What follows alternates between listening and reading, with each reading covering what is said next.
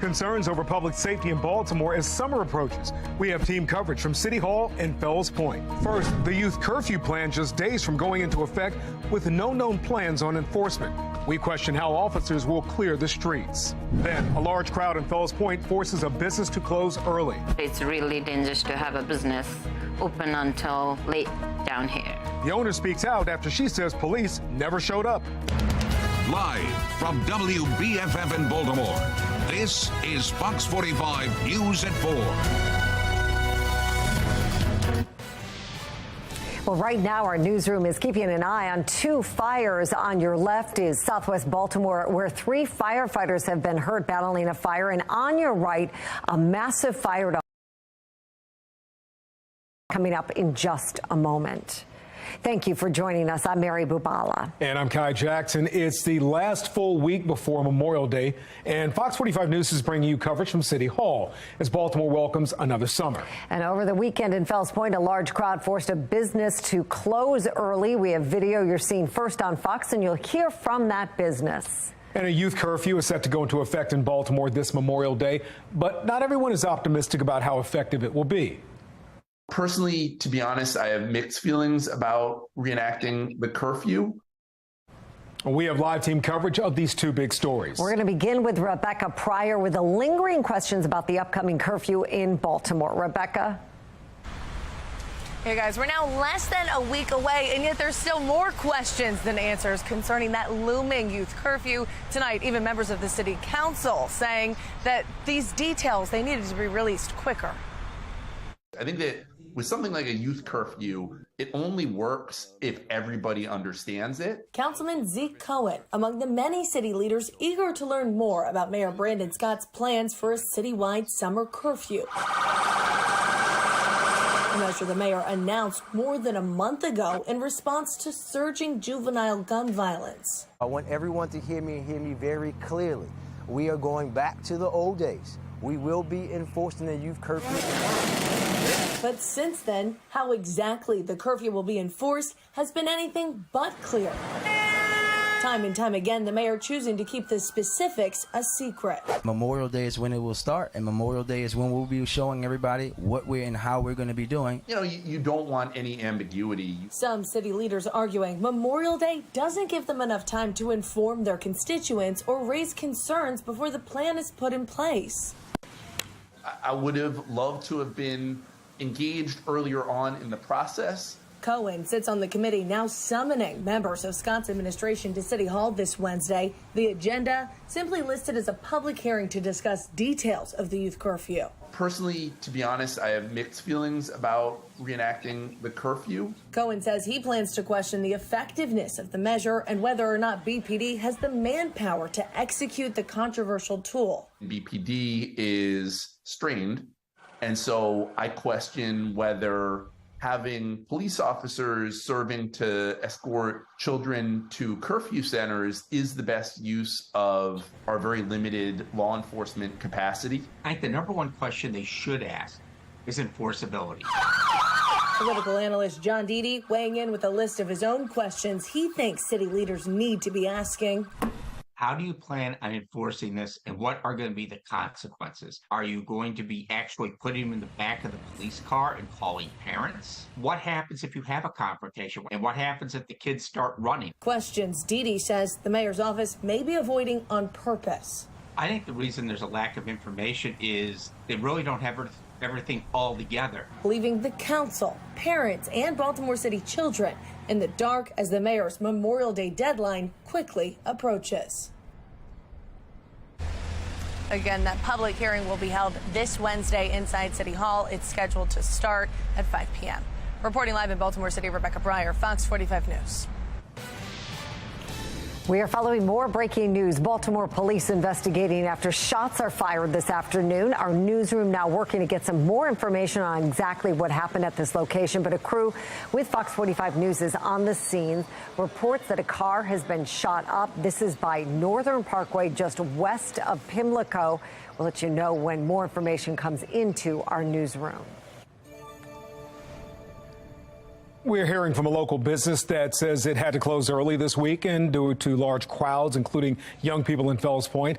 Alexa Ashwell continues our team coverage right now live, and there is now cell phone video apparently that we're seeing first on Fox. Alexa? Kai, yes, these owners expressed their frustration, saying these large gatherings have been happening here in Fells Point since the pandemic. In fact, that's the reason around the time the city put up these gates here in Broadway Square. I want to show you this video. Take a look. This is from Broadway Liquors out front there, just about a block away from where we are right now, Alisana and Broadway. This is Friday night, so you can see people gathered on the sidewalk and in the street. The group, we're told, brought the large speaker, the music very loud. Some people could be seen dancing on top of parked cars. The owners of Broadway Liquors tell me their security guard asked the group to move, but they wouldn't. The business had to close early, saying it simply wasn't safe. They try to, side, but they're still there. The other people, like our regular customer, they are scared to come in because of the big crowd outside. Now, we reached out to police and even showed the video to the councilman of this district. I'll have more on that coming up at 5. For now, reporting live in Fells Point, Alexa Ashwell, Fox 45 News. Thank you, Alexa. And that brings us to our question of the day. Do you think the city is prepared to handle summer crime? The poll just went live. Vote right now at foxbaltimore.com/vote. 3 Baltimore firefighters are hurt after fighting a fire this afternoon. It happened in South Baltimore, not far from the West Side Shopping Center. Firefighters arrived to heavy smoke coming from the home. We're told 3 injured firefighters have been taken to the hospital and are being treated for their injuries. No other injuries have been reported. In Anne Arundel County, a massive fire breaks out at a home. This is in Edgewater, right by St. Andrew's Day School. Our newsroom working to gather more details, but we understand everyone inside the home has made it out, but the fire has burned for quite some time now, and it is gutting the structure there. Over the weekend, a massive fire forced more than a dozen people out of their homes. This happened in Aberdeen. It also caused more than $5 million in damage. Now, the fire started at a town home and spread to multiple homes. The state fire marshal says 3 homes collapsed. 1 firefighter was hurt, but is expected to be okay. Well, in White Marsh, it's another case of teens committing crime. Baltimore County police say 6 juveniles are facing charges after allegedly setting a car on fire with fireworks. Fox 45's Amy Simpson live in White Marsh right now with more details on this case of juvenile crime. Yes, Mary Kai, we've learned that 6 juveniles have been arrested after this incident, and they are young teenagers, just 13 and 14 years old. Now, this happened last Wednesday afternoon in broad daylight, likely not long after school dismissed for the day. Baltimore County Police telling us it was about 3:30 p.m. in one of these busy shopping centers off of Campbell Road in White Marsh. And according to police, fireworks were thrown onto a car here, and that car caught on fire. The White Marsh Volunteer Fire Company said it also responded to help put out the flames. Police said as the teens ran from the scene, they allegedly threw more unlit fireworks inside of the nearby Chipotle restaurant. And today, the president of a local community association telling me she's particularly troubled by the age of these suspects. They got out of school around 3 o'clock. I don't know which school they went to, but why are they in a shopping center at 3:45 with fireworks? Where are their parents? Why aren't they doing homework, playing sports, doing something positive? Now, because of juvenile privacy laws, police are unable to release further information about these 6 juvenile suspects. But at just 13 and 14 years old, these are likely middle school students. Police telling us they're now facing charges for destruction of property and disturbance of the peace. We're live in White Marsh. Amy Simpson, Fox 45 News. Amy, thank you. Well, this just in, a former Baltimore police officer has been arrested and charged for alleged child sex abuse. He has been identified as Larry Tucker. The crimes allegedly happened between 2011 and 2013. A grand jury indicted him last week on multiple felony charges. He was arrested this afternoon. A state trooper is at shock trauma after he was struck in a work zone this morning. More on what happened. Live pictures of Congress and the White House. In about an hour, the high-stakes meeting between the president and congressional leaders on avoiding a default. A lot of what's happening is coming from transnational organized crime, and they've figured out the code. Well, fraud incidents are spiking around the nation. Straight ahead, the scams hitting Americans and what you should look out for.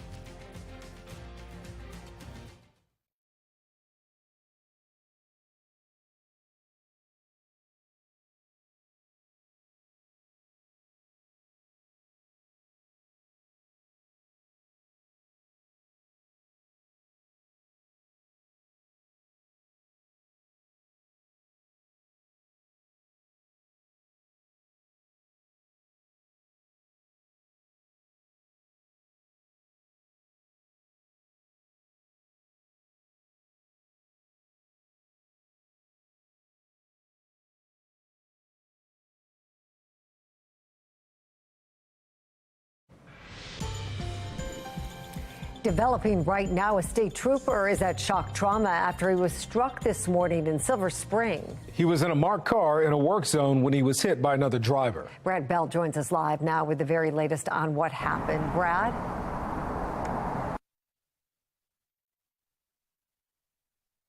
Told serious condition, but is expected to survive. Look, you said it. This is another crash in a construction zone, very similar to what happened on the Baltimore Beltway.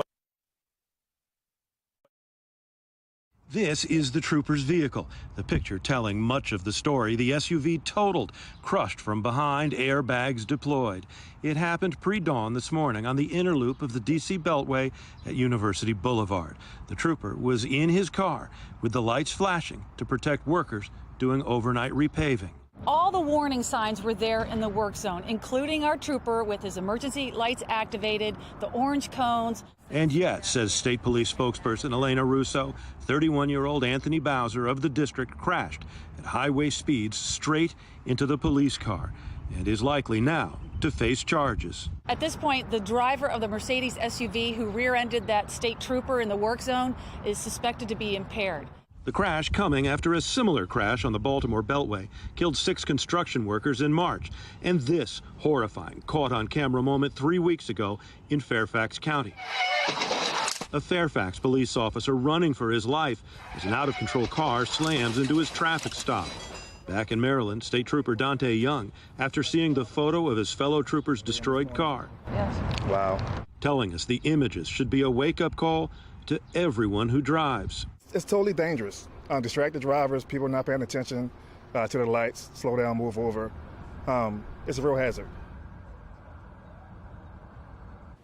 And that was Brad Bell reporting. A reminder for drivers, Maryland's Move Over law requires you to move over for emergency vehicles like police cars. And it's not just police cars. Last year, the law was expanded to include any stopped vehicle displaying warning signals like hazard lights. And over the weekend, 2 motorcyclists were killed around the state. It comes as state officials are warning drivers of road safety as the summer months get underway. Both the motorist and the motorcycle rider have a shared responsibility, and we both need to look out for each other. Tom Rogers will have the full story coming up in just 15 minutes. Crews are responding to a water main break in North Baltimore. This is on West Cold Spring Lane. According to the Department of Public Works, it's a 16-inch break affecting a number of buildings and businesses in that area. Crews have shut off the water while they make repairs.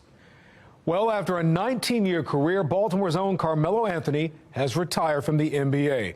The star forward led Syracuse to an NCAA championship in his lone college season. He says his retirement is bittersweet. Anthony's family moved to Baltimore when he was a child. He went on to play for Towson Catholic High School. He's retiring as the #9 scorer in league history.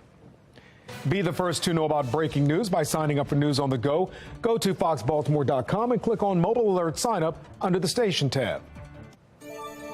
Well, a busy weekend is ahead for Memorial Day. AAA says this may be the 3rd busiest Memorial Day weekend since 2000.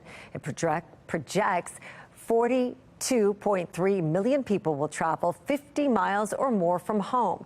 If you plan to drive, leave as early in the morning as possible. AAA advises the worst time to be on the road is Friday between 3 and 6 p.m.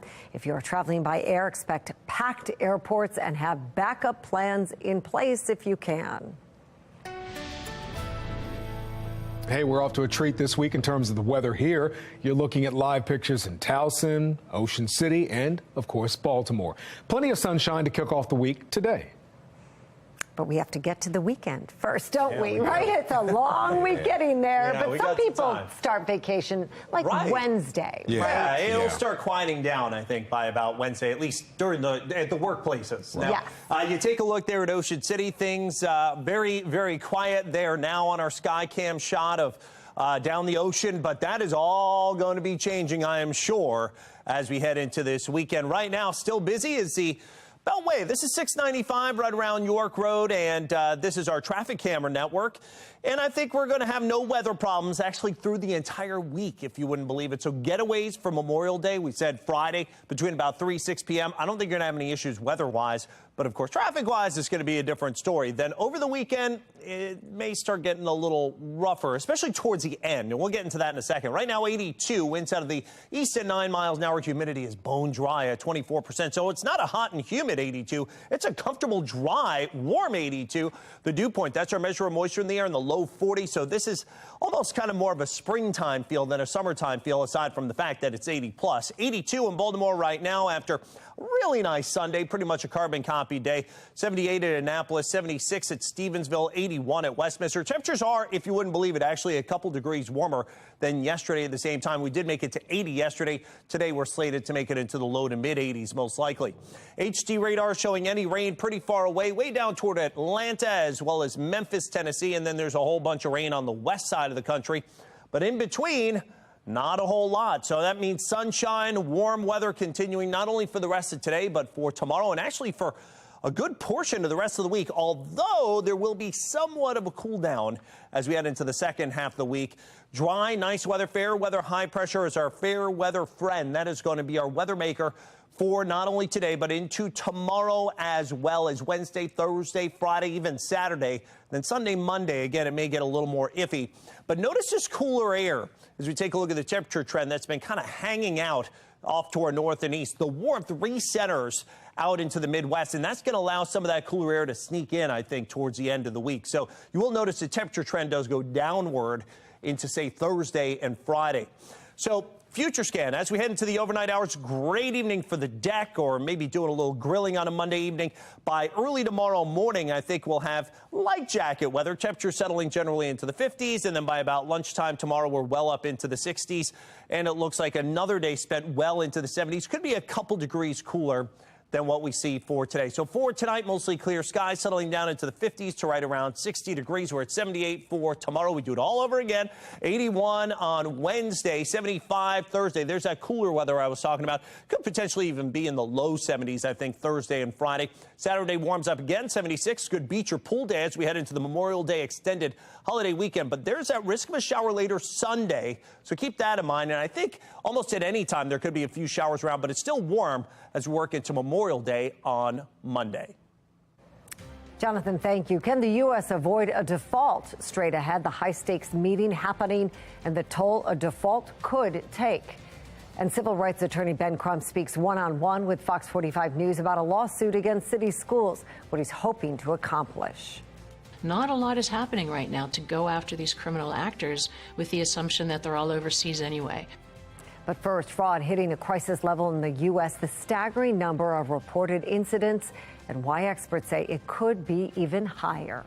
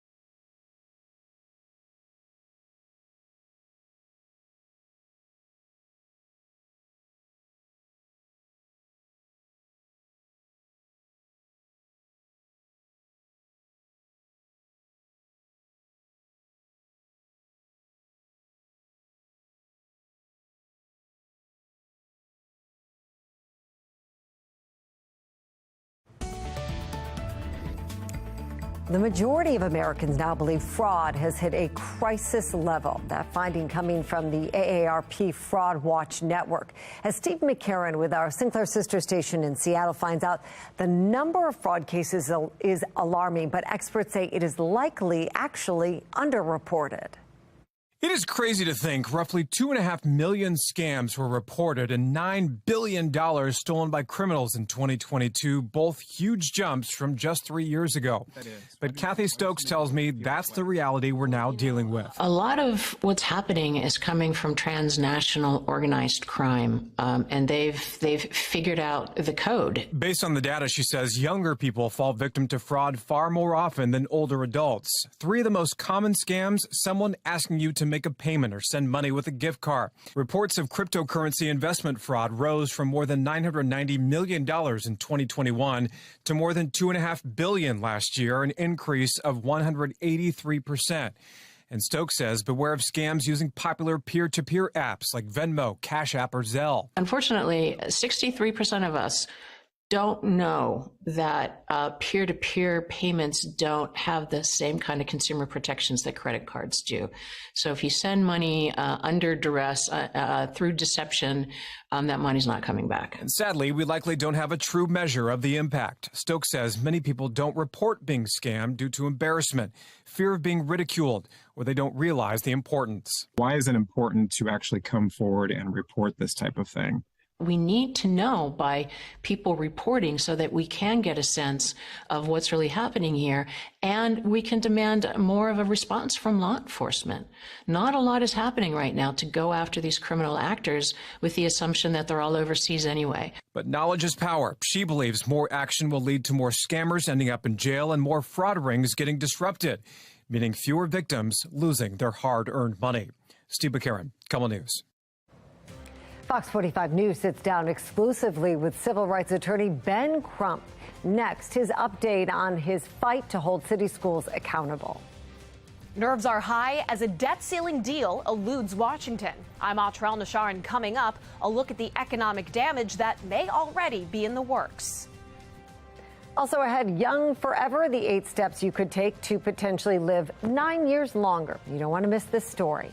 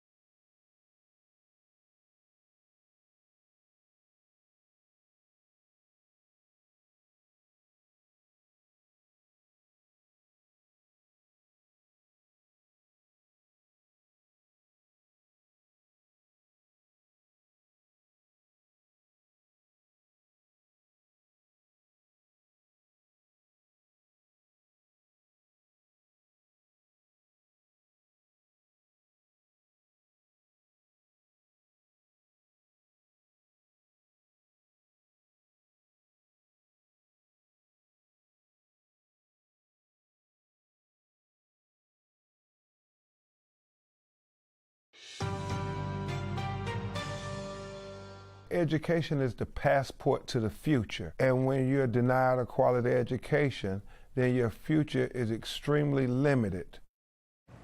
Well, nationally known civil rights attorney Ben Crump is doubling down on his commitment to Baltimore City and its young students. Crump, as we've told you, has joined a lawsuit against city schools, accusing them of wasting taxpayer money. Fox 45's Mackenzie Frost is live. After speaking with Crump about where politics now fits into this conversation, she joins us live from the newsroom. Mackenzie?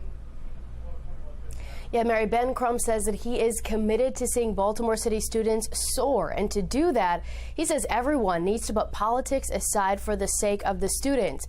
But in our experience, Baltimore's leaders aren't really interested in talking about the problems. For more than a year, when one child failed, we all failed. Parents have been calling on City Schools CEO Dr. Sonia Santelises to resign. That push after Fox 45's Project Baltimore uncovering grade changing and ghost students happening inside Augusta Fells High School. City Council calling a hearing, but not really diving into the issue. Curious how we're doing around stocking soap in all of our schools. Coach Staley led the Dunbar boys track and field team to their first state championship. How do we get great, wonderful, supportive teachers? Then Giovanni and Shonda Patterson filing this lawsuit against Baltimore and city schools, claiming their tax dollars are being misused because students are not getting a quality education. Since then, 23 schools had 0 students who were tested able to do math proficiently. We owe our children at least the basic quality education, but without a quality education, their future is so bleak from day one.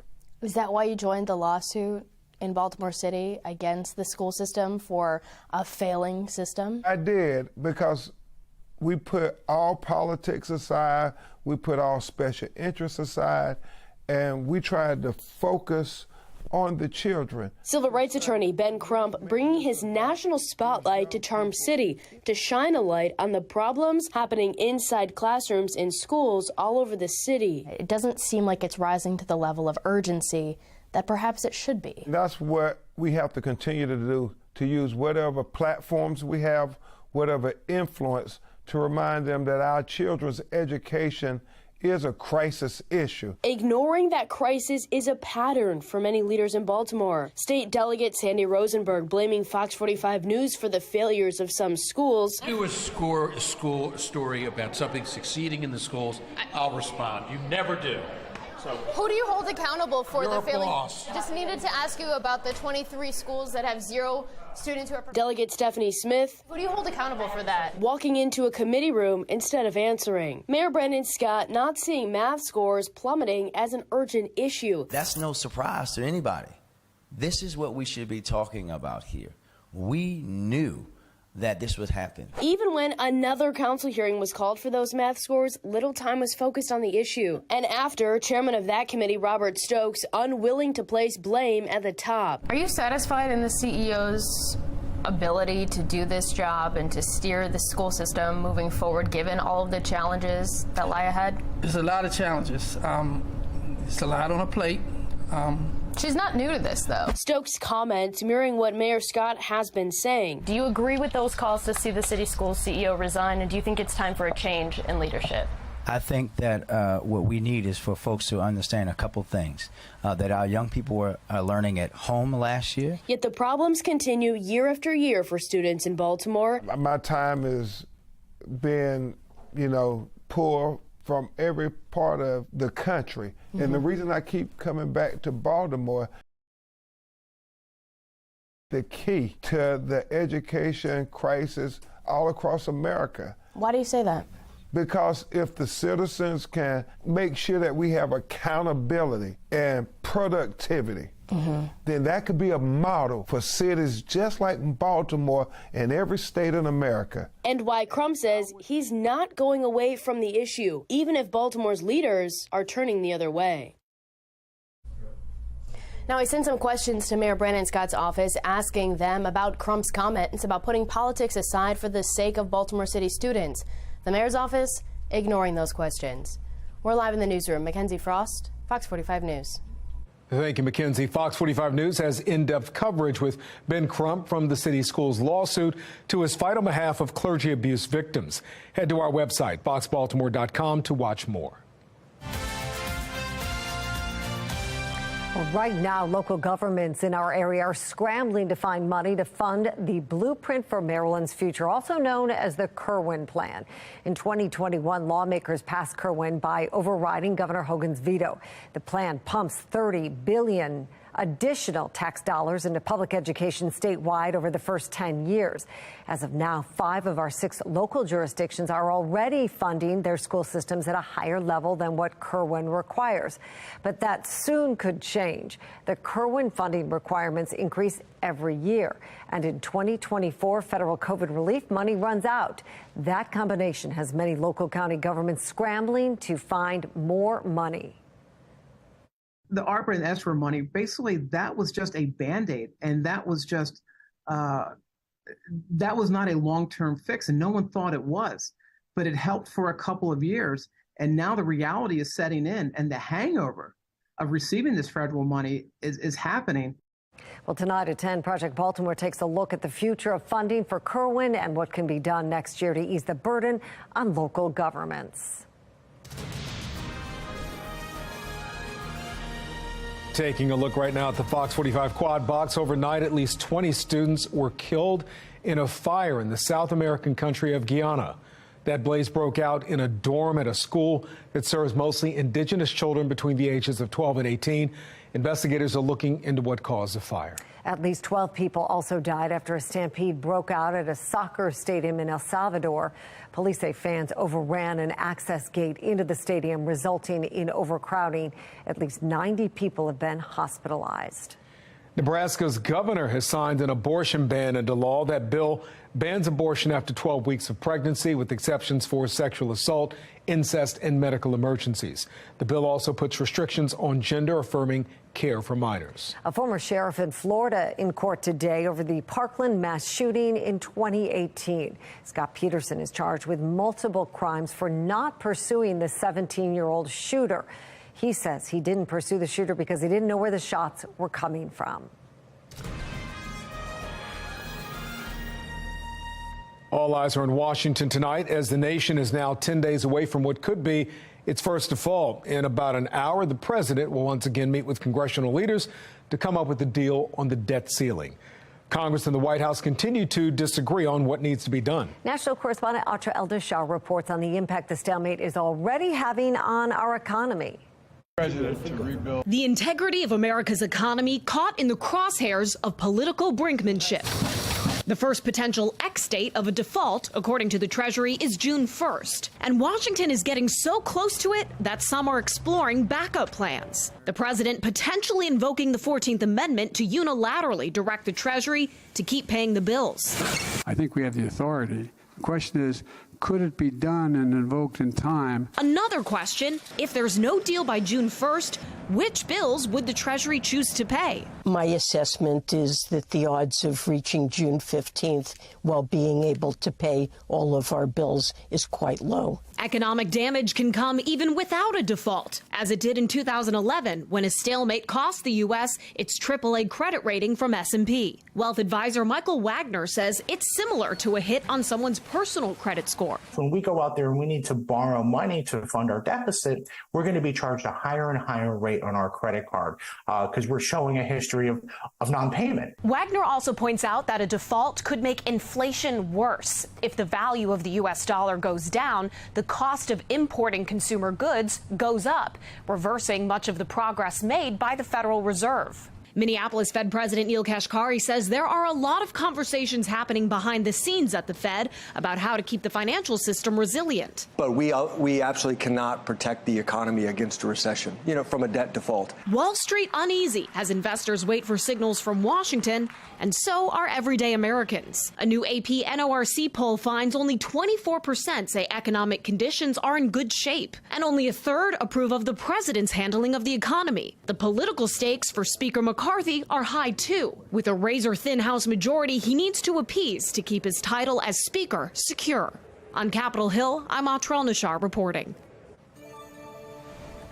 Well, two deadly road crashes to tell you about. In Anne Arundel County last night, a motorcyclist was killed after crashing head-on with a vehicle. It happened in Galesville.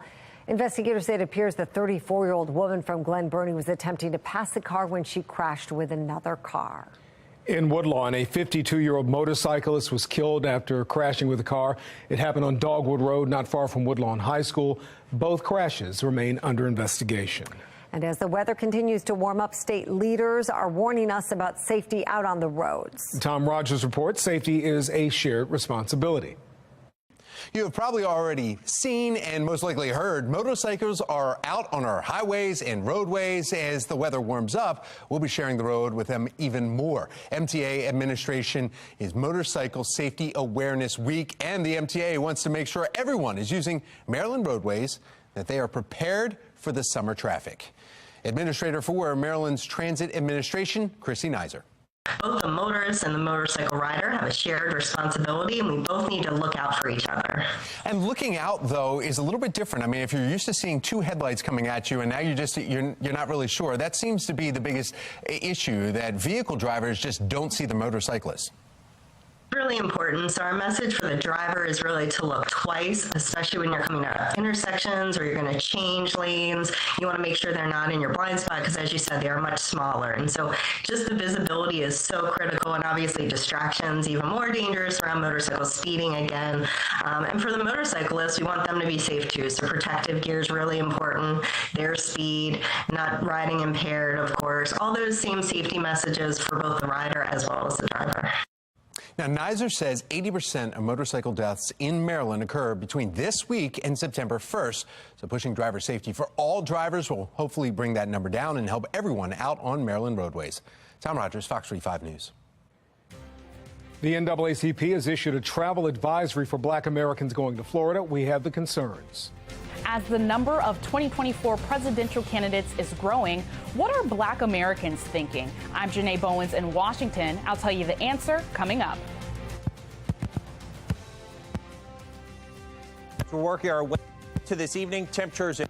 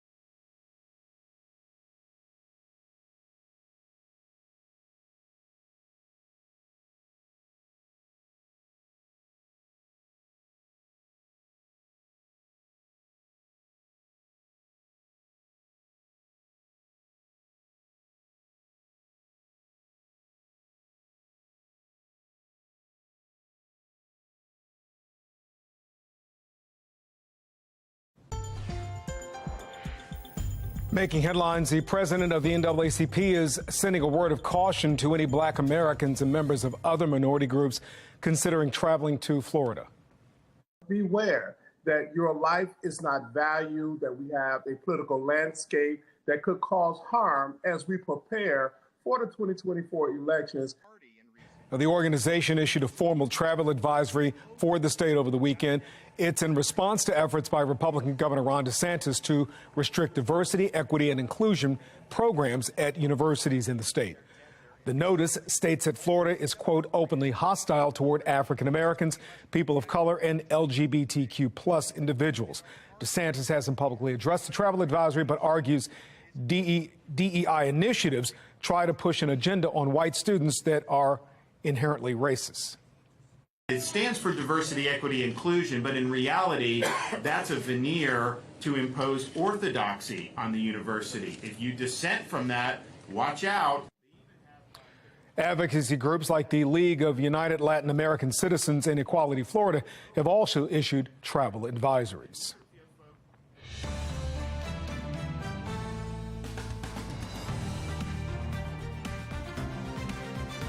Tim Scott, who is the Senate's only black Republican, has officially announced his 2024 presidential campaign.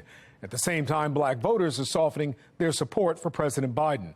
Janae Bowens has a look at why this key Democratic group seems to be growing dissatisfied with the party. Senator Tim Scott is looking to make history again as the first black Republican president. Black ones and white ones, the red ones and brown ones, working together. Scott's announcement comes at a time when black voters are less enthusiastic about President Joe Biden as he seeks a second term in the White House. I'm actually disappointed in Joe. Now, black voters saying the economy and Biden's age are factors in their waning support of the president. An ABC Washington Post poll shows 52% of black Americans approve of Joe Biden. That's down from 82% for when he first took office. And 27% of black people say they would definitely or probably vote for former President Donald Trump. I do believe that Republicans will be more attractive to black Americans. The NAACP recently issued a travel advisory calling Florida openly hostile toward African Americans because of Governor Ron DeSantis's, quote, aggressive attempts to erase black history and to restrict diversity, equity, and inclusion programs. If the Biden administration actually has a record to stand on, then it is better for them to stand on it rather than to use a historic organization like the NAACP to do their bidding with this ridiculous political stunt. As support could be shifting, the president touts his legacy. With your voices and votes, I was able to fulfill my commitment to put the first black woman on the Supreme Court. A Democratic strategist tells me the president needs more messengers to tout his accomplishments for the black community. But it's clear black support for Republicans is growing. Exit polls show Republican candidates received 14% of the black vote in the 2022 midterms compared to 8% in 2018. In Washington, I'm Janae Bowens. Florida Governor Ron DeSantis is expected to formally launch his campaign this week. He's already dubbed it Make America Florida. The GOP field is an already crowded one. Former President Trump and former South Carolina Governor Nikki Haley, also former Arkansas Governor Asa Hutchinson, have formally launched campaigns. President Biden's approval rating continues to hold steady. In a new Associated Press poll, 40% of respondents say they approve of the president's work. 33% of Americans in the poll say that they approve of how the president is handling the economy, and only 24% say national economic conditions are in good shape.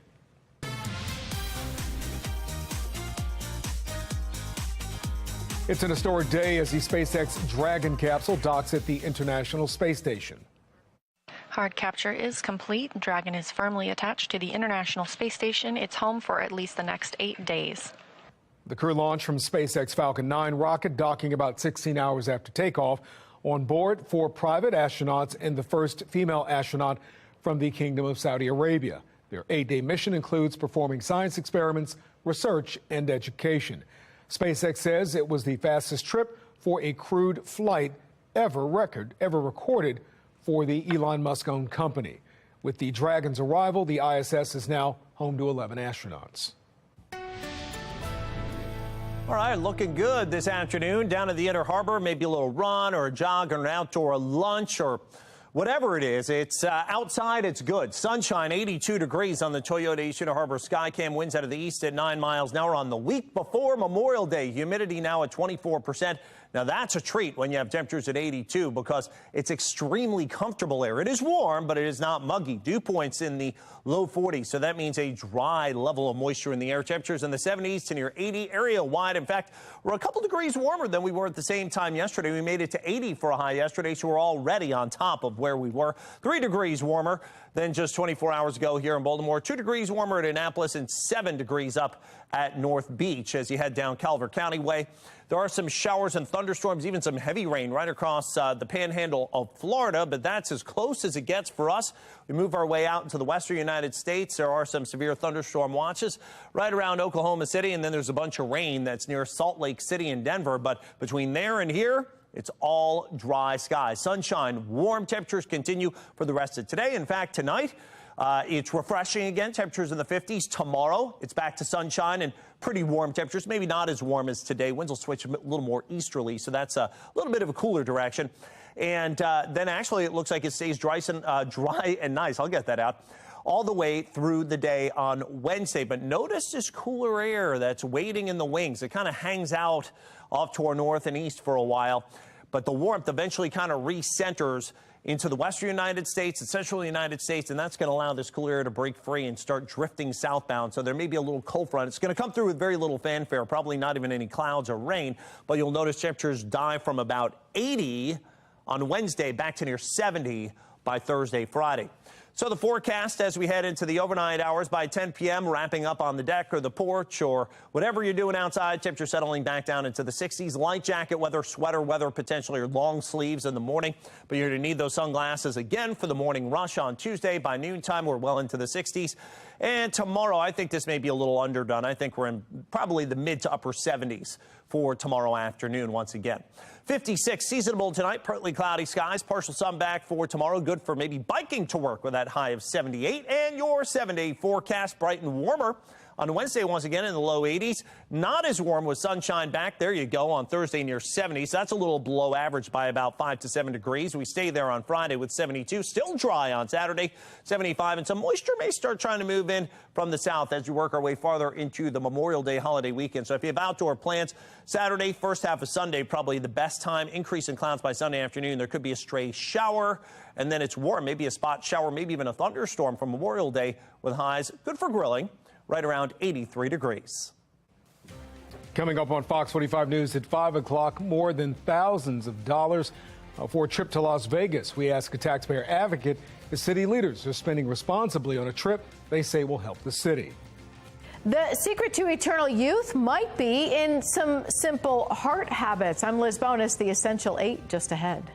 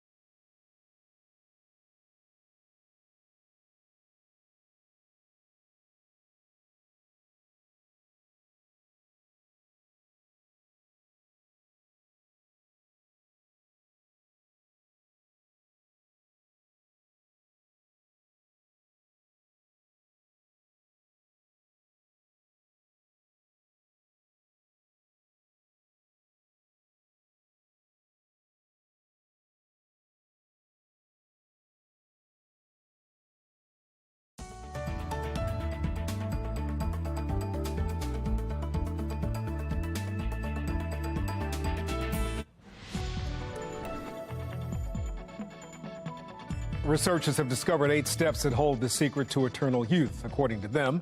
Medical reporter Liz Bona shares why they appear to add years to your life. Hey there, everybody. Researchers in the journal Circulation found people have higher scores for heart health, live longer than those who don't score well in several areas. They are now such different makers that the American Heart Association calls them the Essential 8. Tanya Moore starts with one of them every day. I exercise mostly for the energy. Smart decision because being physically active tops the list of the 8 essentials. Not everybody's going to become an athlete, but everybody can improve their health somewhat by moving. Not smoking or using other tobacco products is a second life extender. Eating a healthy diet is a third one. More brightly colored plant foods, many of which taste really good this time of year. Great place to start. Lots and lots of greens, bib, lettuce, different types are coming in. Strawberries, we've been getting strawberries from a farmer that grows it in a tunnel. So it's protected, kept warm, so they come in sooner, so they extend their season. Lots of snoozing is a fourth life extender. Healthy weight is a fifth. Mark Absaloff says daily workouts he started after a heart event helped him maintain weight a lot. I dropped 50 pounds. Finally, controlling blood pressure, maintaining healthy blood sugar levels, and keeping cholesterol levels in check round out the Essential 8. When researchers followed those who were ages 20 to 79 who had high scores for all 8 of these habits compared to those who had lower scores, the high scores had a life expectancy of 8.9 years, almost 9 years longer than those with the low scores. By the way, in case you're wondering, those that had the biggest impact in this fountain of youth: tobacco use, exercise, blood sugar levels, and sleep. I'm medical reporter Liz Bonus. Now back to you. Coming up at 5 o'clock, using fireworks to set a car on fire. The details we're learning about a group of kids accused of starting a fire in Baltimore County. Baltimore's youth curfew goes into effect in about a week. We press city leaders for answers.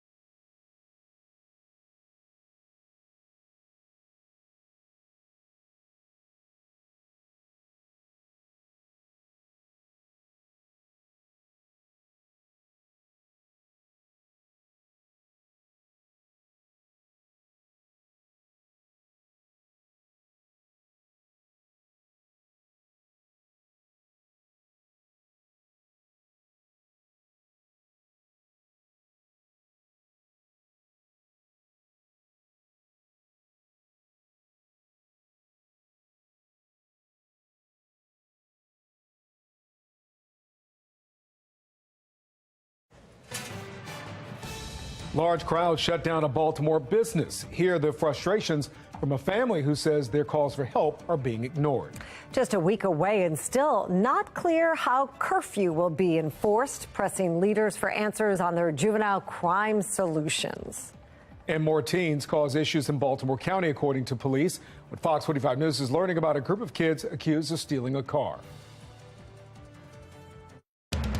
Live from WBFF in Baltimore, this is Fox 45 News at 5. Breaking tonight, shots fired in northwest Baltimore. This is a look at the scene on Oakley Avenue near Pimlico Road. A red car at the scene riddled with bullets. Fox 45 News working to learn more about what happened at this location and if there are any victims. You see police canvassing the neighborhood. The latest developments right here and on foxbaltimore.com.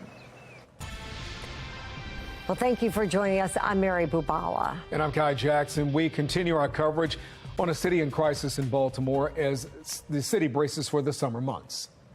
And with youth crime already an issue, we're pressing for answers on exactly how the mayor's curfew will be enforced. First, a local business says it had to close early due to large crowds downtown, including young people in Fells Point over the weekend. Alexa Ashwell begins our team coverage live in Fells Point with cell phone video that you're seeing first on Fox. Alexa? Yes, Kai, Mary, these owners expressed their frustration, saying these large gatherings have been happening outside their shops since the pandemic. That's, in fact, why the gates are here at Broadway Square in Fells Point. Well, the owners say the activity is continuing and it's impacting their business. Cell phone video captures a large crowd gathered near Broadway Market in Fells Point Friday night. Some people dancing on top of cars as the music blares from a loudspeaker set up right in front of Broadway Liquors. They bring their all kind of stuff and they're top of the car. They're dancing and doing all kind of crazy stuff. Owner Muna Karki says her employees called 911, and when their security guard asked the group to move, they wouldn't. They try to, make them to move from outside, but they're still there. The chaos, Karki says, kept away customers and created what they felt was an unsafe environment for their employees. The shop deciding to close early due to safety concerns and lack of business. The other people, like our regular customer, they are scared to come in because of the big crowd outside. We normally close at weekend 2 o'clock, but that day we close around 11:45. And that impacts your business? A lot. Broadway Liquors, a family-owned small business, has been here for 7 years. Unfortunately, this problem, Karki says, isn't new. It's been happening for a long time. It's every weekend, let's say, after the COVID. Large crowds and violence that sparked in Fells Point during the pandemic forced the city to take action, such as shutting down Broadway Square. To this day, Karki and other owners in the area say business has not returned to normal and it's impacting their revenue. Fox 45 News questioning police. A spokesperson saying the department never received a call from the area regarding a large disturbance. We also reached out to Councilman Zeke Cohen, who represents Fells Point, asking if he's aware of this activity, if he finds it concerning, and what, as councilman, he can do to help this business and others impacted. I hope, people will listen our small business owner voice and clean up the city more and help us and help others. Back out here live, we're about a block away from where that shop is. You do see a police presence here in Fells Point. That's a common area in this section of the neighborhood. Again, we reached out to Cohen. We showed him that video. We sent him a series of questions. He acknowledged our inquiry. I'm still waiting on a response. Reporting live in Fells Point, Alexa Ashwell, Fox 45 News. Alexa, thank you. Well, over the weekend, another young person was shot, a 15-year-old hit in the arm early Sunday morning. The teen is the latest victim in a brutal string of violence impacting young people in the city. This year, 10 juveniles have been killed. That is a 50% increase from this time last year. On top of that, nearly 40 more have survived being shot. 2 of those kids were hit during a mass gathering at the Inner Harbor back in April. On 2 consecutive weeks, the neighborhood was overwhelmed by hundreds of teens. Some businesses shut down. During the second gathering on Easter Sunday, a 14-year-old and 16-year-old were shot. Now, in order to prevent problems like that in the future and improve juvenile safety, Mayor Brandon Scott is reinstating a youth curfew. It's set to begin this upcoming weekend, but many of the plan's details are unknown. Fox 45's Rebecca Pryor is pressing city leaders to learn more about how that curfew will be enforced. Rebecca? Hey, Kai, right now we're less than a week away, and yet there's still more questions than answers over the city's looming youth curfew. Tonight, even members of the city council say it's taking too long for the details to be released. It's why they've now called for a special hearing this Wednesday to learn more about the plan and how it will be enforced. I spoke with Councilman Zeke Cohen this afternoon. He says he plans to ask about the measure's effectiveness and if the city's police department really has the manpower to execute this curfew. Take a listen.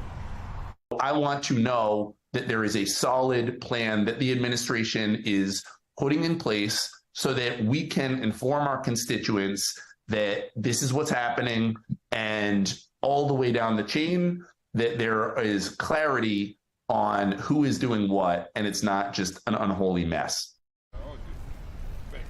So far, all we know is that the plan will be put in place this weekend during the summer months. It would ban those under the age of 14 from being outside after 9 p.m. and those 14 to 16 from being outside after 11 p.m. However, the details concerning how it will be enforced remain unclear. Those are questions city council members will likely be asking Mayor Scott's administration this Wednesday. Again, that meeting is inside City Hall, and it's scheduled to start at 5 p.m.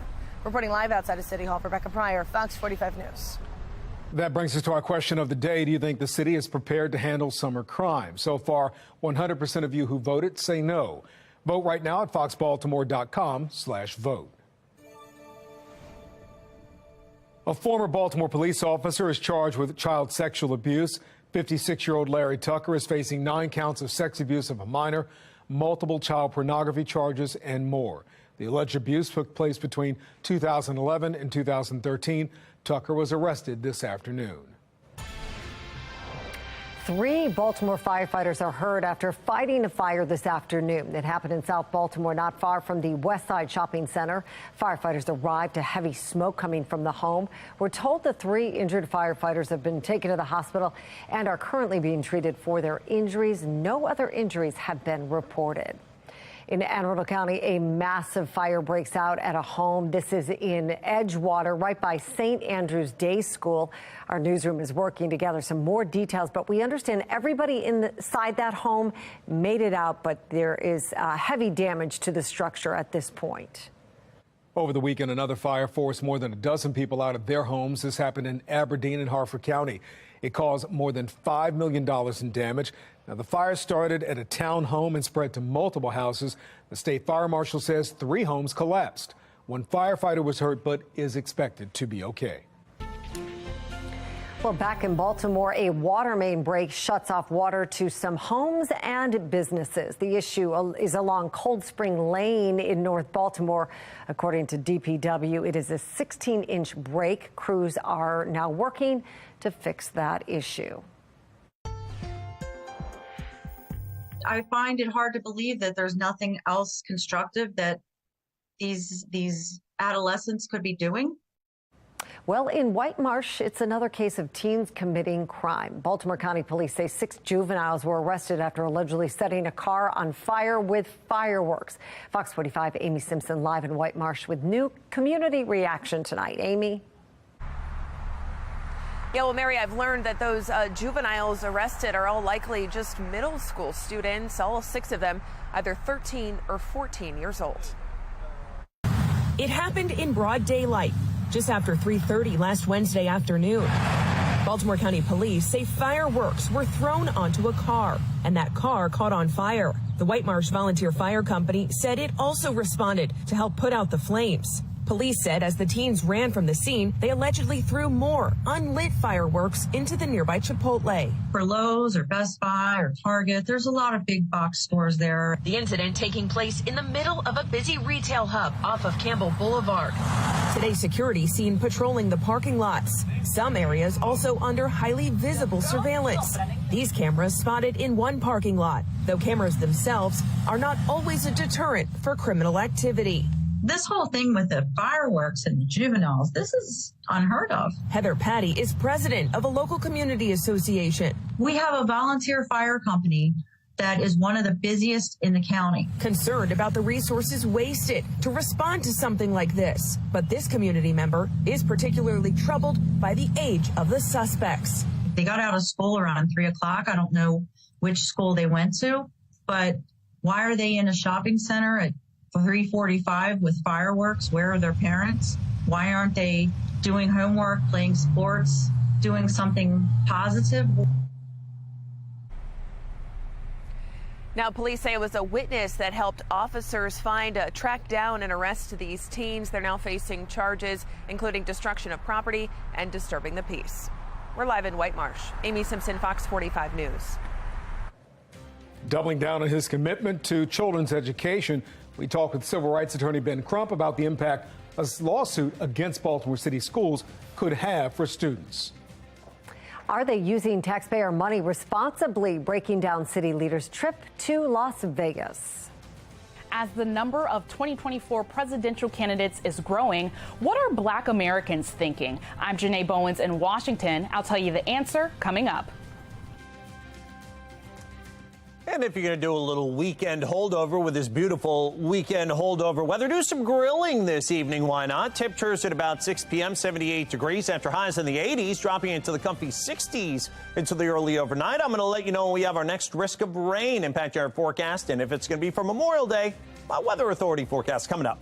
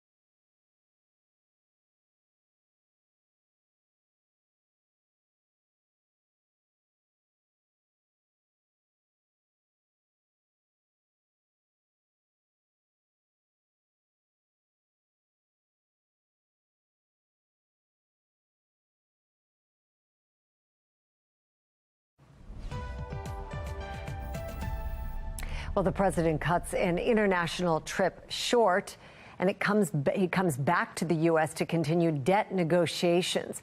This is a live look at the White House and the U.S. Capitol right now. President Biden and House Speaker Kevin McCarthy meeting again tonight with hopes of making progress toward a deal. McCarthy this morning saying he will not budge on spending cuts. The Democrats, since they took the majority, has been addicted to spending, and that's going to stop. We're going to spend less than we spent last year. Both Biden and McCarthy said they talked over the phone Sunday, and the discussion actually went well. This comes as we have just over a week until the government runs out of cash to pay its bills.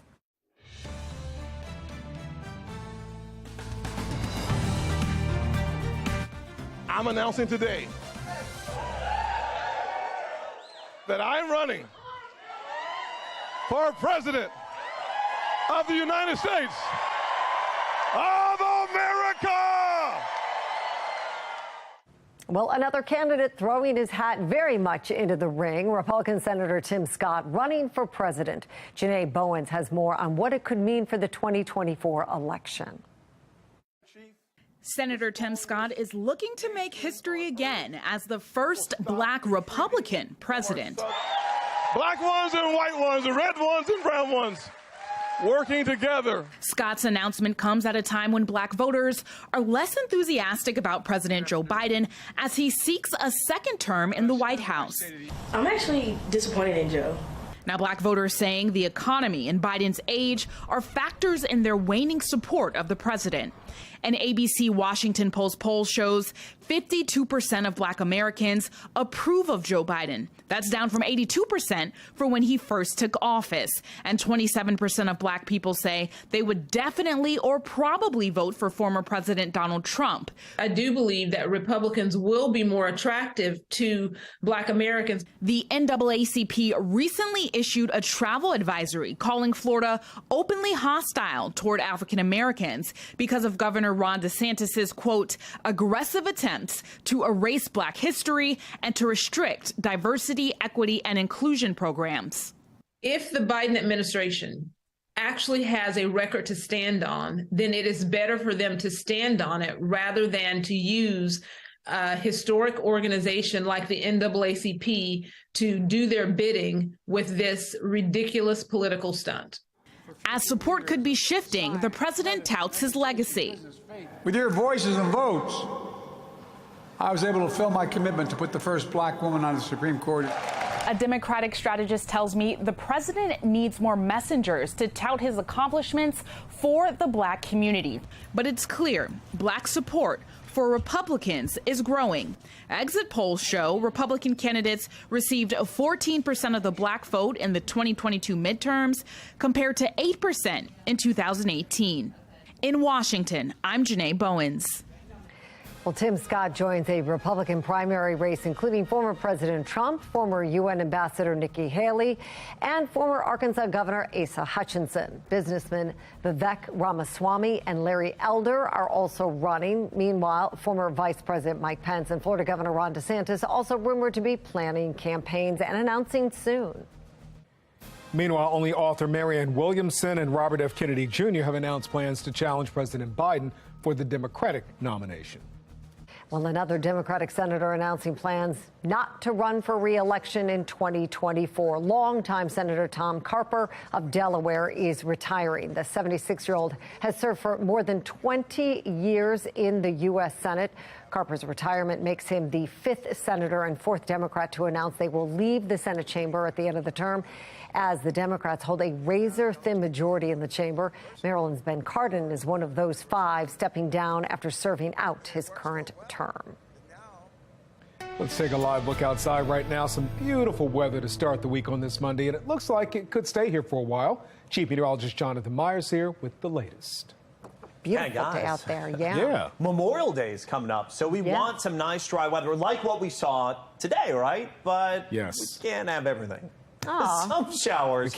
Some showers for Memorial Day weekend, but some of the weekend actually looks real nice. So let's get right into the forecast. And right now, I'm not forecasting a rain out, but we're still about 6-7 days away. So you know how things can go. So we are tracking a couple of weather makers through our skies. Right now it is dry, 79 winds out of the east at 10 miles an hour. Humidity 27%. Our Mile 1 Tascam, gorgeous over the Toyota H2 Harbor Skycam, and also taking a look down at the Mile 1 Tascam on the York Road traffic oval. Humidity is nice and low with the dew point in the low 40s. So that means it is dry. It is comfortable near 80 degrees right now. 79 in Baltimore. We're at 80 degrees at Cockeysville, 81 at Westminster, 82 at Frederick. Some low and mid 70s across the Eastern Shore. These temperatures are pretty much smack dab where they were same time yesterday here in Baltimore. High temperatures thus far in the day, 82, which means we were a couple of degrees warmer than yesterday for our high. So short sleeves and shorts the way to go if you get away with that at work. And that will continue into tomorrow with highs again near 80. And look at this, acres of sunshine, all the rain, any severe weather, anything like that relegated well down to our south over the southeastern U.S. and also over the Intermountain West around Boise, Albuquerque. We've got a bunch of thunderstorms there, but miles and miles and miles till we get to any of those. So sunshine, warm for today. Fair weather, high pressure and good control going to keep us with sunshine actually pretty much the entire rest of the work week. Now, we do track this cooler air that's sitting off to our north. That potentially could play a part in the late week. It's going to kind of stay staved away up into New England over the next couple of days, but a cold front's going to kind of bring that southbound, I think, as we head into the latter half of our work week. So again, that's something to watch in terms of weather changes this week. And then there could be some showers into the Memorial Day holiday weekend. So the future scan says overnight tonight, as we work through the evening hours through about 10 p.m., temperatures nice and comfortable, falling down into and through the 60s, down into the 50s by early tomorrow morning, which is about seasonable. You're going to need those sunglasses to start and sunglasses to finish by tomorrow afternoon. High temperatures getting well up into the 70s, maybe a couple degrees cooler than what we saw for today. So 56, partly cloudy, light easterly winds tonight, winds out of the east at 6 to 12 tomorrow, making for a nice day for biking to work or biking to school. 78 degrees and sun. Thing is, it may be a couple degrees cooler as those easterly winds pick up a little bit more than they were today due to the fact that we do have kind of a cooler wind flow coming off the Atlantic. That will slacken on Wednesday, so we're back to 81. Cold front comes through Wednesday night into Thursday. Little fanfare. It's dry. So 70 on Thursday, 72 sunshine on Friday, and then Saturday partial sun. Still dry, 75. That's into the Memorial Day holiday weekend. Best day for the beach or pool there. Could see a stray shower later Sunday. Memorial Day, a spot shower with 83. Jonathan, thank you. Put the power of the Weather Authority Storm Center in your hands. Download the free WBFF Weather Authority app for your smartphone and use our powerful Doppler radar to follow storms right down to your street. Just go to the App Store, search WBFF to get started. Well, new tonight, a legendary basketball career comes to an end. Carmelo Anthony is retiring. Anthony has a very special connection to Baltimore. His family moved to the city when he was a child. He played for Towson Catholic High School, and after winning a national championship at Syracuse University, Anthony played 19 years in the NBA, earning 6 All-NBA selections, 10 All-Star selections, and a spot in the NBA's top 75 players of all-time list. He also represented the U.S. in 4 Olympic Games, winning bronze once and gold 3 times. Well, a trip for the city's top politicians costing taxpayers thousands. Talking with a taxpayer advocate about whether it's a responsible use of city funds. Could a sheriff's deputy have saved lives in the Parkland massacre? The latest on a court case surrounding his actions during that shooting.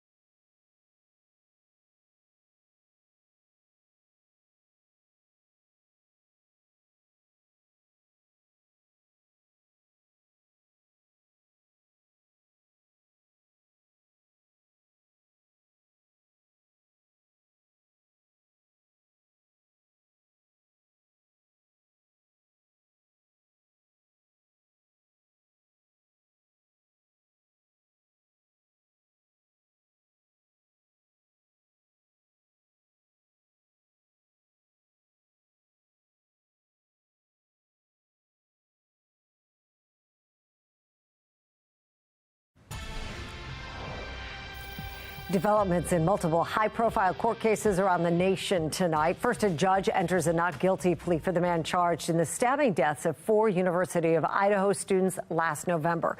28-year-old Brian Kohberger refused to enter a plea when he appeared in court today in Idaho. He is charged with 4 counts of first-degree murder and could face the death penalty. Kohberger was a graduate student studying criminology at Washington State University at the time of the killings, but it is unclear if he knew the victims. The judge set the trial date for October 2nd. Also happening today, a case over whether a former deputy assigned at Parkland High School holds responsibility for not stopping the 2018 mass shooting. Scott Peterson was in court today for a pre-trial hearing related to the massacre. His attorney's request to delay the trial was denied. The defense says witnesses they need are not available. There's ways around this, but I'm not continuing the trial because of people's vacation schedule. All right, that's the ruling. You needn't say any more about it. I made my decision. Peterson, a former Broward County Sheriff's deputy, is charged with perjury, child neglect, and culpable negligence charges. Prosecutors say he hid as Nicholas Cruz shot up the school, killing 17 people and wounding several others. Potential jurors are being summoned to court starting at the end of the month. Well, we are just over a week away from what could be an economic catastrophe. The latest from D.C. as debt talks continue. A Maryland state trooper injured, his car totaled. What we know about the crash this morning and the latest on the officer's condition. And he says the lawsuit could help put thousands of kids on the path to success. Talking with Ben Crump about his legal action against Baltimore City schools.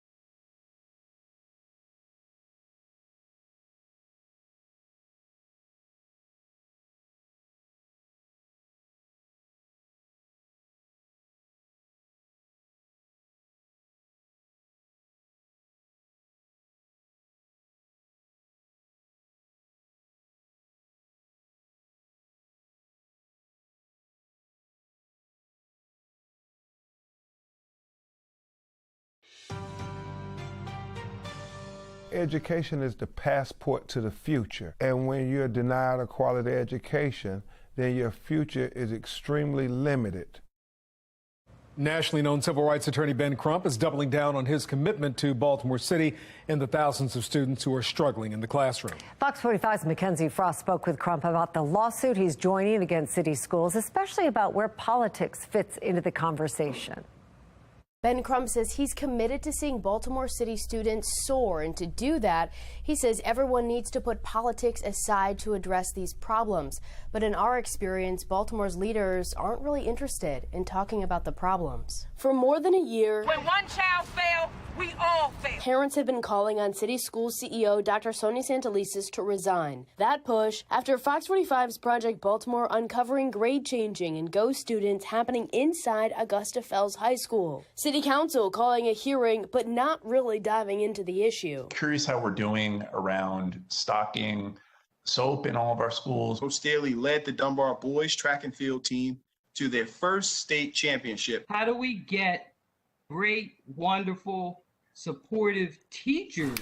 Then Giovanni and Shonda Patterson filing this lawsuit against Baltimore and city schools, claiming their tax dollars are being misused because students are not getting a quality education. Since then, 23 schools had 0 students who were tested able to do math proficiently. We owe our children at least the basic quality education, but without a quality education, their future is so bleak from day one. Is that why you joined the lawsuit in Baltimore City against the school system for a failing system? I did, because we put all politics aside, we put all special interests aside, and we tried to focus on the children. Civil rights attorney Ben Crump bringing his national spotlight to Charm City to shine a light on the problems happening inside classrooms in schools all over the city. It doesn't seem like it's rising to the level of urgency that perhaps it should be. That's what we have to continue to do, to use whatever platforms we have, whatever influence, to remind them that our children's education is a crisis issue. Ignoring that crisis is a pattern for many leaders in Baltimore. State Delegate Sandy Rosenberg blaming Fox 45 News for the failures of some schools. Do a school story about something succeeding in the schools, I'll respond. You never do. So, who do you hold accountable for the failing? Boss. Just needed to ask you about the 23 schools that have 0 students who are... Delegate Stephanie Smith. Who do you hold accountable for that? Walking into a committee room instead of answering. Mayor Brandon Scott not seeing math scores plummeting as an urgent issue. That's no surprise to anybody. This is what we should be talking about here. We knew that this would happen. Even when another council hearing was called for those math scores, little time was focused on the issue. And after, chairman of that committee, Robert Stokes, unwilling to place blame at the top. Are you satisfied in the CEO's ability to do this job and to steer the school system moving forward, given all of the challenges that lie ahead? There's a lot of challenges. It's a lot on a plate. She's not new to this, though. Stokes' comments mirroring what Mayor Scott has been saying. Do you agree with those calls to see the city school CEO resign, and do you think it's time for a change in leadership? I think that what we need is for folks to understand a couple things that our young people were learning at home last year. Yet the problems continue year after year for students in Baltimore. My time has been, poor from every part of the country. And the reason I keep coming back to Baltimore is I believe Baltimore can be the key to the education crisis all across America. Why do you say that? Because if the citizens can make sure that we have accountability and productivity, then that could be a model for cities just like Baltimore and every state in America. And why Crump says he's not going away from the issue, even if Baltimore's leaders are turning the other way. I sent some questions to Mayor Brandon Scott's office asking him to respond to Ben Crump's comment about putting politics aside all for the sake of city school students. The mayor's office ignoring those questions. In the newsroom, Mackenzie Frost, Fox 45 News. Fox 45 News has had in-depth conversations with Ben Crump, from the city schools lawsuit to his fight on behalf of clergy abuse victims. Head to foxbaltimore.com to watch more. Well, right now, Baltimore City leaders, including Mayor Brandon Scott, City Council President Nick Mosby, and a number of City Council members are all in Las Vegas for a networking event. The Maryland party at the Wynn and Encore Resort in Las Vegas will host city leaders along with real estate and business developers. The goal, convince the businesses to come to Baltimore. And while local leaders say it will help attract businesses to Baltimore, the event is costing city taxpayers thousands of dollars. David Williams from the Taxpayer Protection Alliance joins us now to talk about the costs. And we do want to mention that Baltimore County Executive Johnny Olszewski and Governor Wes Moore are also attending this conference. David, can you help us break down what it would take to get a positive return on the investment that the city is at least putting into the event? Good evening. And this is a problem because this has happened before. We see city leaders traveling, spending a lot of money, in this case, $21,000 to travel. And Baltimore City residents want to see results. And this is a conference on shopping centers. They want to see shopping centers being built in Baltimore City. They want to see the economic development. And the city can't show that there is economic development coming from this travel. And when you look at $21,000 for 7 people, that's about $3,000 per person. I went on a website and I found a really good deal for about $1,300. That includes airfare, a stay at a really nice hotel. So money can be saved here. And again, there's 7 people going. It really begs the question, why are there 7 folks going to this conference and what is happening at this conference? Yeah, I know they tend to go every year. It's interesting when they get back, we should ask them, have they gotten businesses to come here? We know the mayor has said the city must send delegations to attend events like this, or other cities will have the advantage in attracting the major developers, not Baltimore City. But in your eyes, aside from finding cheaper hotels and better flight deals, are there more fiscally responsible alternatives?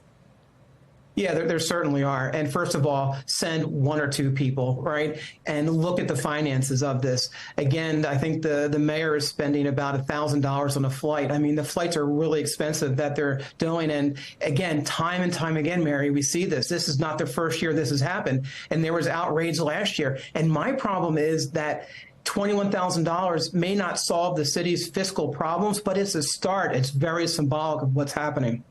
Sure, David, the money is important, and you wouldn't deny that there are things cities need to do, obviously, to attract people. What else do you think Baltimore and Maryland, for that matter, can do to entice businesses to come to the state and to the city? So look at property taxes. We'll reduce property taxes. Look at crime. Crime is out of control. That's what brings people into the city, not a fancy conference, not cocktail parties. It's really looking at the other issues, including crime and education. We just heard a piece on education, how the education system is failing. That's going to bring people back to the city, not going to Vegas and having a good old time. All right, David Williams with the Taxpayers Protection Alliance. Thank you. Maybe when they get home, we will hold their feet to the fire. Thank you. Thank you. Well, a Maryland state trooper is injured after being struck by another driver over the weekend. The car totaled after it was hit while sitting in a work zone along Interstate 495. Brad Bell from our Sinclair sister station in D.C. has the very latest. This is the trooper's vehicle. The picture telling much of the story. The SUV totaled, crushed from behind, airbags deployed. It happened pre-dawn this morning on the inner loop of the D.C. Beltway at University Boulevard. The trooper was in his car with the lights flashing to protect workers doing overnight repaving. All the warning signs were there in the work zone, including our trooper with his emergency lights activated, the orange cones. And yet, says State Police spokesperson Elena Russo, 31-year-old Anthony Bowser of the district crashed at highway speeds straight into the police car and is likely now to face charges. At this point, the driver of the Mercedes SUV who rear-ended that state trooper in the work zone is suspected to be impaired. The crash coming after a similar crash on the Baltimore Beltway killed 6 construction workers in March. And this horrifying caught-on-camera moment 3 weeks ago in Fairfax County. A Fairfax police officer running for his life as an out-of-control car slams into his traffic stop. Back in Maryland, State Trooper Dante Young, after seeing the photo of his fellow trooper's destroyed car. Yes. Wow. Telling us the images should be a wake-up call to everyone who drives. It's totally dangerous. Distracted drivers, people not paying attention to the lights, slow down, move over. It's a real hazard.